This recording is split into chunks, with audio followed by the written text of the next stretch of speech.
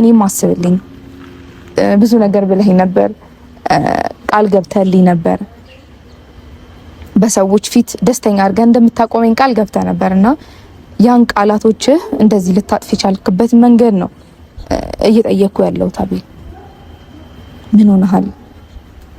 ምንም አልሆንኩም። ምናልባት ሌላ ቀን ልናገርሽ አብርሃም ወይ ደግሞ ስለ ሄርሜላ ብለሽ ባጠሪኝ ደስ ይለኛል። ወይ እኔ እናንተ እናውራ ማውራት አለብን ምናምን ብለሽ ብጠሪኝ ደስ ይለኛል።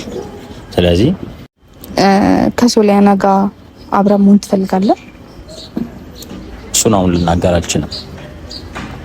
ከሶሊያና ጋር ዶናሉን አሁን ልናገር አልችልም። ማርታ እኮ ምን አይነት ወሬ ሰምተህ ነው አቤል?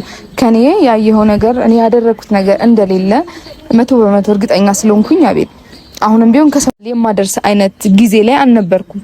አመቺ ጊዜ ላይ እንኳን አልነበርንም አይደል አቤል?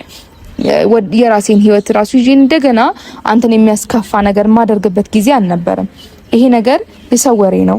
የሆነ ነገር ብለውክ ሊሆን ይችላል። አሁንም መናገር ያልፈለግከው የሰው ወሬ ስለሆነ ነው። እና የሄርሜላ ጉዳይ ላስተካክል የሞከርኩት ምክንያቱም ሄርሜላ ንጹህ ሰው ነች፣ ምንም እንዳላረገች ስለማቅ ማለት ነው። ከፈለግሽ ትያለሽ፣ ግን ደግሞ እንደ በፊቱ አቤል በምን አይነት መንገድ ነው አሁን አንተን አምኜ ከዚህ በኋላ ድጋሚ ለጓደኝነትም እኮ መታመን ይጠይቃል አቤል።